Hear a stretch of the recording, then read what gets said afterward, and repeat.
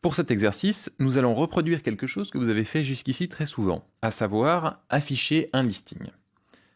Quand nous avons un itérable, par exemple une liste, il est très courant de devoir parcourir tous les éléments de cette liste afin de pouvoir les afficher.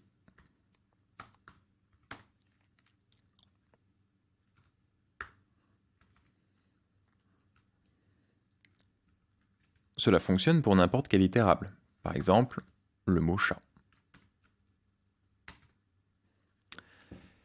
Cette opération est très courante, aussi j'aimerais que vous la transformiez en une fonction que nous appellerons listing. La fonction va fonctionner ainsi.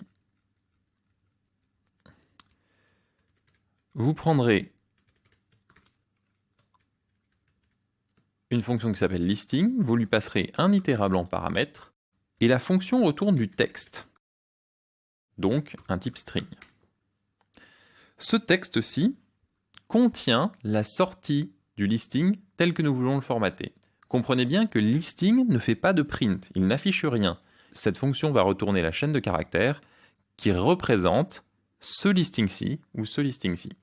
C'est en faisant un print sur le texte que l'on va obtenir le résultat. On peut évidemment éviter la fin de ligne en utilisant end pour print et en retirant le dernier saut de ligne. Et l'on peut même utiliser listing directement dans print.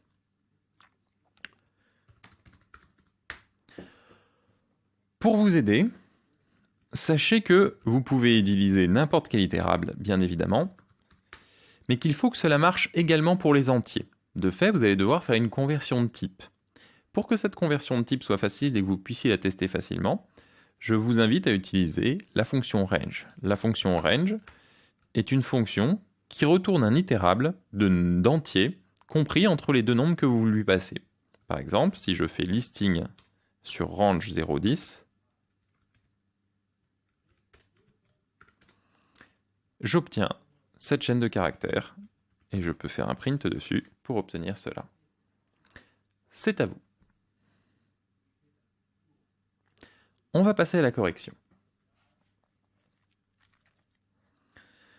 Nous allons donc créer une fonction listing. Nous utilisons le mot-clé def et nous utilisons le mot listing ici pour la nommer.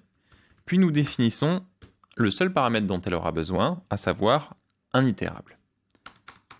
Ensuite, nous créons une chaîne vide afin d'avoir un texte sur lequel se baser. Puis nous allons itérer sur l'itérable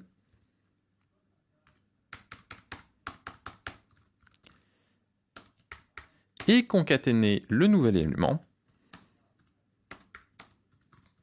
avec une version textuelle de l'itérable et des sauts de ligne, entourés d'un saut de ligne et d'un tiret. À la fin, on retourne le texte. L'entrée est donc notre itérable, notre sortie est du texte. Si l'on fait listing sur un tuple qui contient 1, 2, 3, on obtient une chaîne de caractères avec tiret 1 saut de ligne, tiret 2 saut de ligne, tiret 3 saut de ligne. Et nous pouvons faire un print dessus. On peut améliorer cette fonction de plusieurs manières.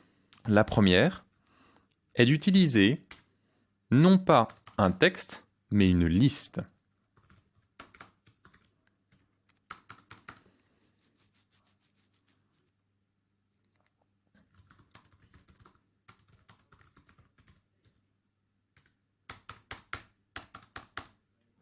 Ensuite, nous ajoutons à cette liste les éléments qui nous intéressent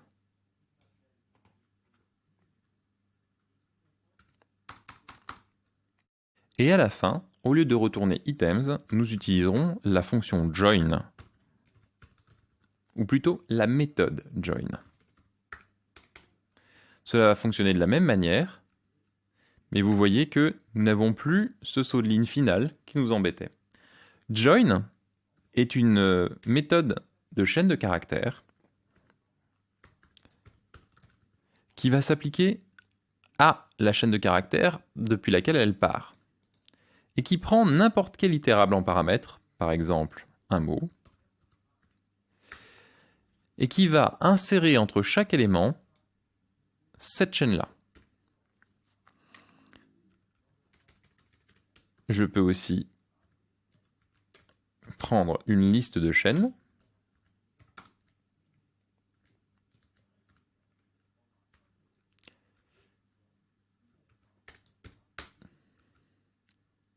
et si on met une chaîne vide, on se retrouve avec une concaténation de toutes les chaînes dedans. En mettant un saut de ligne, on se retrouve avec des lignes les unes à la suite des autres. C'est donc la première amélioration. La deuxième amélioration est d'utiliser un template. Un template est une manière de formater les chaînes que nous n'avons pas vu jusqu'ici. En effet, jusqu'ici nous avons utilisé le signe plus pour formater les chaînes. Mais il est possible d'utiliser un template, c'est-à-dire un texte à trous. Notre texte à trous, par exemple, peut être « Bonjour, vous apprenez » et là on met un trou avec le signe %S.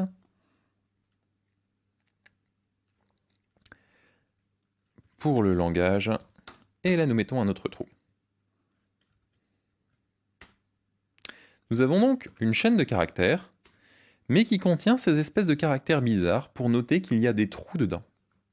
Ensuite, en utilisant le pourcent et en mettant un tuple à droite, nous pouvons décider de comment remplir les trous. Par exemple, vous apprenez les fonctions, et ensuite, pour le langage, Python. Ce premier élément va aller se placer ici, et ce second élément va aller se placer ici, et cela va créer une nouvelle chaîne. Cette manière de formater est extrêmement pratique, parce qu'elle est plus lisible, et en plus fait une conversion automatique. Par exemple, bonjour, j'ai %S en. Hop, la conversion automatique de mon objet entier en string va me permettre de ne pas avoir à appeler la fonction str dessus. On peut donc légèrement améliorer cette fonction listing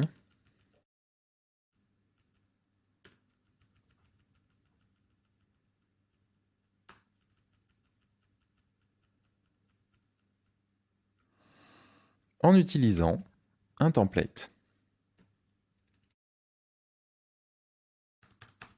et en retournant directement join sur items. Voilà, nous avons maintenant une fonction listing qui est beaucoup plus proche de ce qu'on verra en production, même si il y aurait encore probablement ici un petit raccourci à faire en utilisant une liste en intention, mais nous verrons cela un petit peu plus loin. Une dernière chose, n'hésitez pas à mettre des docstrings. Ici, je n'en ai pas mis, mais vous pouvez tout à fait prendre cette fonction, la rajouter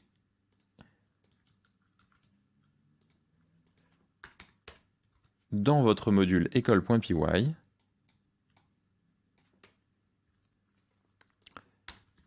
et ici donner retourne une chaîne représentant un listing. Pour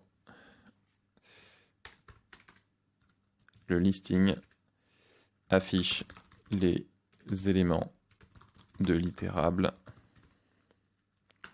un par un,